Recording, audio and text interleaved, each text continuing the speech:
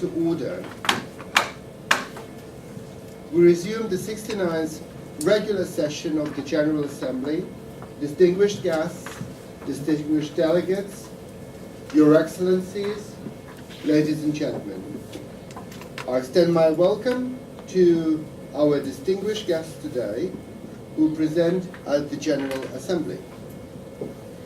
The General Assembly will consider the reports of the Third Committee on Agenda Item 28 and Resolution 66/455, Advancement of Women, report of the Third Committee. I requested the rapporteurs of the Third Committee to present the findings in one intervention and report to the committee, which we heard yesterday. So we continue with the thematic debate of the proposed resolution organized by the General Assembly. I welcome again all distinguished delegates and representatives here today.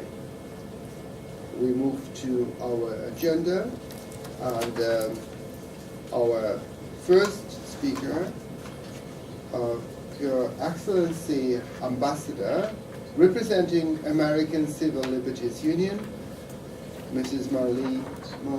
Over to you. Your Excellencies, UN Secretary General, President of the General Assembly, Executive Director of UN Women, and distinguished guests. Please allow me to start by extending my deepest gratitude to you all for inviting me to speak here today at such a prestigious event, and more importantly, to talk to you all about a matter of such deep and undeniable importance in the world today: women's rights in employment. As an ambassador for the American Civil Liberties Union, I am proud to say that since 1972, the ACLU has worked to secure gender equality and ensure that all women and girls are able to lead lives of dignity, lives free from violence and discrimination.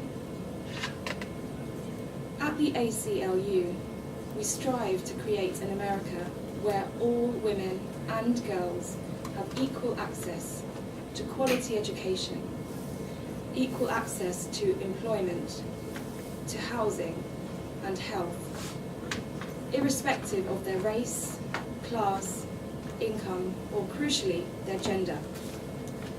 Now, women's rights and gender equality have been given quite a prominent platform in the media over the past month, with the global celebration of International Women's Day on the 8th of March. This annual event provides us all with the perfect opportunity to acknowledge and recognise the contribution of women in society, an opportunity to reflect on how far we have come in the struggle for equality.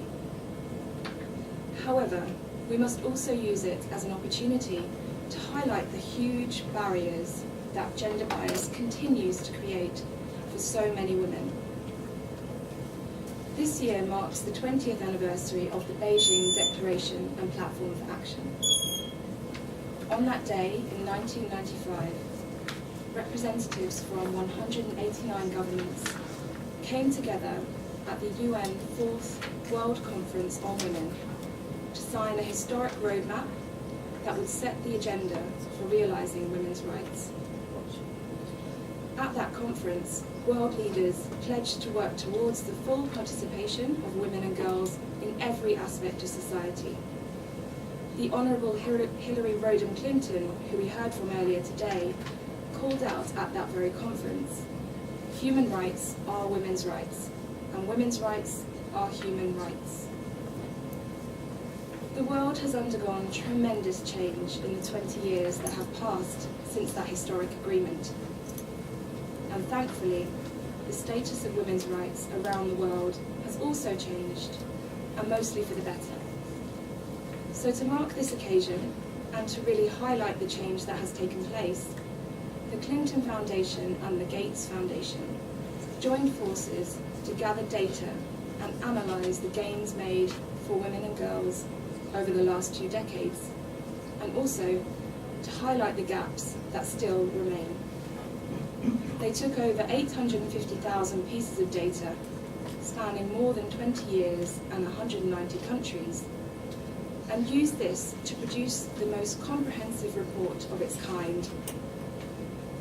It's published on the website noceilings.org for us all to see, and I encourage you to take a look at it if you haven't already done so. This really is a remarkable step, as with the publication of this report, there can be no doubt about the achievements that have been made, and also no doubt about the work that there is still to do. For instance, 1 in 4 girls in the world today are married before their 18th birthday, denying them crucial control over their own health, their education, and their futures. What's more, girls' rights to education are still too frequently cut short.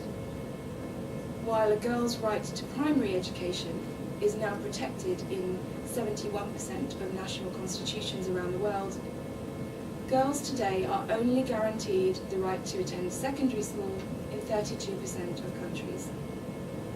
This prevents them from gaining the qualifications needed to obtain a secure, well-paying job, yet again denying them control over their own lives. It is not surprising to learn then that we currently do not have enough female executives in the world of business.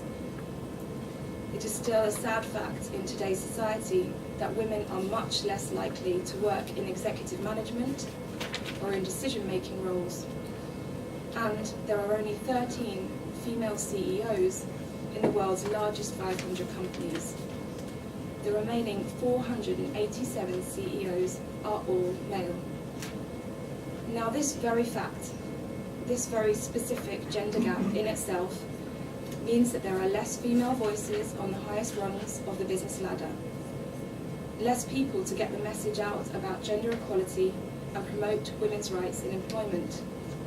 So therefore, policies don't get changed, and yet another generation of talented women are left without opportunities, and the number of female executives never rises. This is a vicious cycle, and it has to stop. One UN Women initiative in particular has played a key part in the battle to bring gender equality to the forefront of business, and that is the Women's Empowerment Principles, otherwise known as Equality Means Business. These 7 principles are informed by real-life business practice, and they're based on input gathered from around the world. They each emphasize the business case for corporate action to promote gender equality and women's empowerment. So let's take a look at each of these 7 principles in turn. Principle 1 is to establish high-level corporate leadership for gender equality.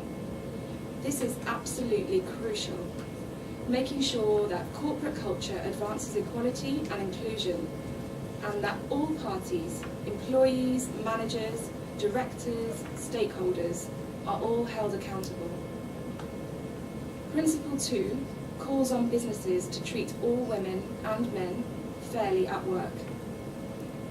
The most important factor in this principle, in my opinion, is the basic requirement that businesses provide equal pay for equal work. It's really simple. Principle 3 ensures the health, safety and well-being of all women and men workers. And that's another pretty fundamental principle in my view. Principle 4 is about promoting education, training and professional development for women. Because how can we expect to open avenues for the advancement of women at all levels if they are denied access to training and education programs? This principle also encourages businesses to provide equal opportunities for networking and mentoring. Now, in my own experience, this is key, as so often an employee's rise through the company depends on that time spent with a boss or a superior at a drinks meeting after work or a golf game. That old boys club that we are all too familiar with, and where women are frequently left on the sidelines. This principle aims to stop precisely that imbalance. Principle 5 encourages business to implement enterprise development, supply chain, and marketing practices that empower women, thinking creatively and sensitively about the potential barriers that women may face at work. Principle 6 asks that businesses promote equality through community initiatives and advocacy, leading by example to effect real change in gender equality at ground level. And finally, Principle 7 highlights the need for businesses to measure and publicly report on progress. This is so important, as without accountability, without measuring the real progress made, all the momentum that we have worked so hard to build will be lost.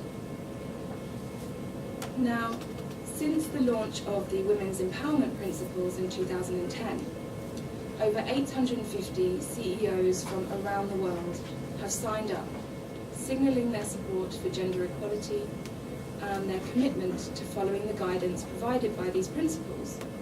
This is absolutely fantastic, but it's not enough. We need more CEOs, more businesses, more support.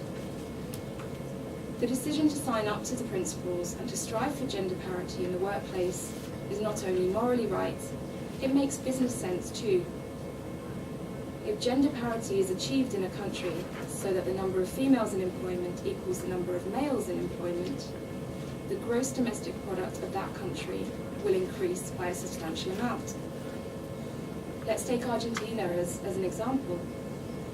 If gender parity were achieved there, GDP would rise by 12%. And Argentina is not an isolated case. In the United States, gender parity would bring with it an increase in GDP of 5%. Gender parity in Spain would mean GDP would rise by 6%. And in India, achieving gender parity would mean GDP growth of a massive 27%.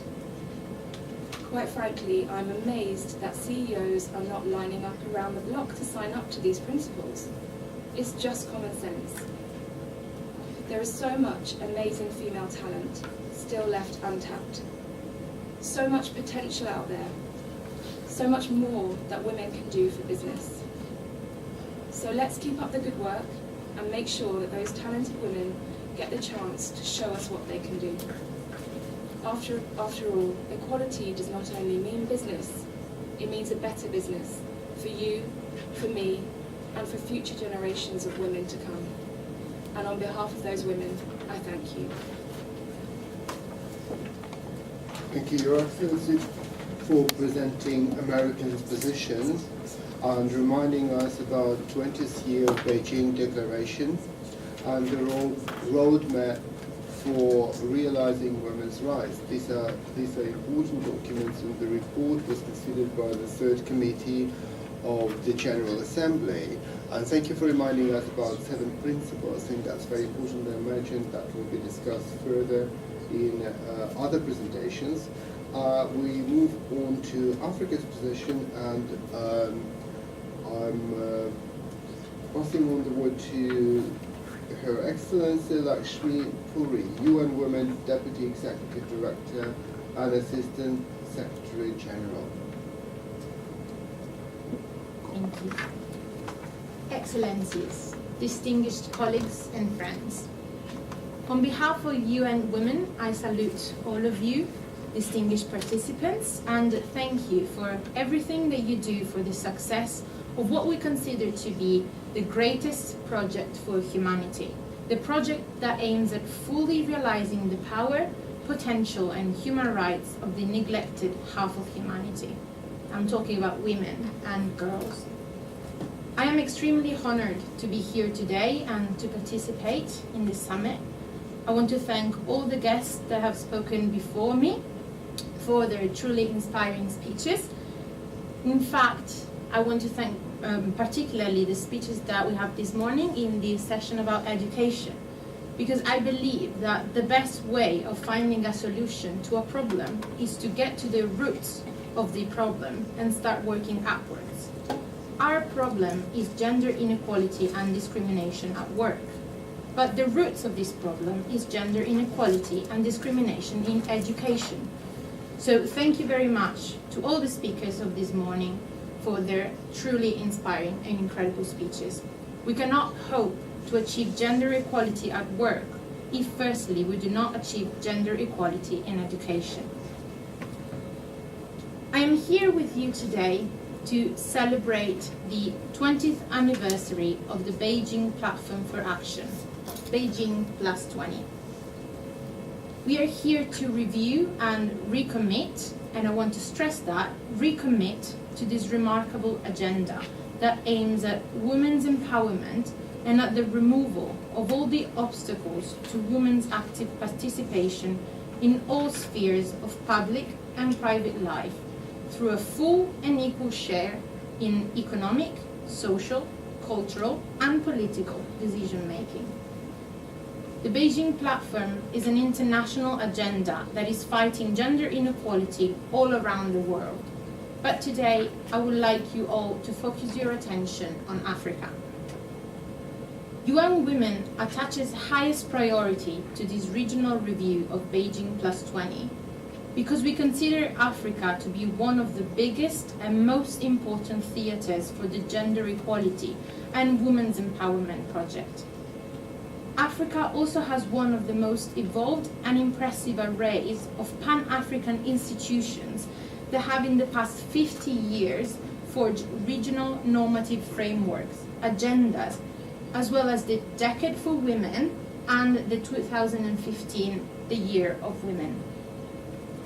These regional agendas enrich and draw upon national and global frameworks, including the Beijing Platform for Action, so they are vital for us. We must realize that what Africa achieves and the challenges it faces affect how the world succeeds or fails in this project. Whilst African sustainable development, peace and security, humanitarian action and human rights related achievements are many, the continent also faces unprecedented challenges and multiple crises that impact disproportionately on women and girls. We talk about natural disasters and other humanitarian emergencies, the recrudescence of conflict, endemic poverty, Africa's own brand of patriarchy and structural barriers to gender equality, health issues such as Ebola epidemic and harmful traditional and cultural practices and social norms that challenge not only African actors but also the international community. 20 years ago, Africa played a key role in shaping the Beijing Declaration and Platform for Action. And today, we want to commemorate these 20 years of hard work by making sure that we keep pushing for innovation in social, economic, governance, and other areas, and that we join hands as the civil society of the women's movement, and of course of the men who are engaged in the fight. These can and will make a difference. We have a long way to go, but we do not have to forget what we have already accomplished. All that has been achieved and success stories in Africa need to be recognized, scaled up, and replicated. I am talking of stories of powerful women such as that of Dlamini Zuma, a doctor and former Minister of Home Affairs in South Africa, that in 2012 became the first chairwoman of the African Union Commission. Or the story of Rainato So, founder of the organization Make Every Woman Count, that promotes rights and empowerment of women and girls, not only across Africa, but around the entire world. Nowadays, many more African women and girls than ever before have come out of poverty. Maternal mortality has gone down. Many women and girls are now literate and moved to secondary education. Women are participating in the economy and in the workforce and have access to essential health services, including sexual and reproductive rights and services. Many more women are visibly participating in power and decision-making, in public life, in the private sector, and in the social media. Efforts have been ongoing to prevent, protect, and respond to violence against women, and to ensure women's human rights. Gender mainstreaming and gender-responsive budgeting are gaining traction. Many discriminatory laws, constitutions, policies, and measures have been removed or amended. There is some engagement of women in conflict and post-conflict countries, in peacemaking and peace building. These are incredible achievements. But sadly, none of this is enough, and the pace of change is too slow. If none of the critical areas of concern of the Beijing Platform for Action, a critical mass of progress have been achieved. The majority of Africa's women are still poor, illiterate, and lack training, skills, and education to secure decent work.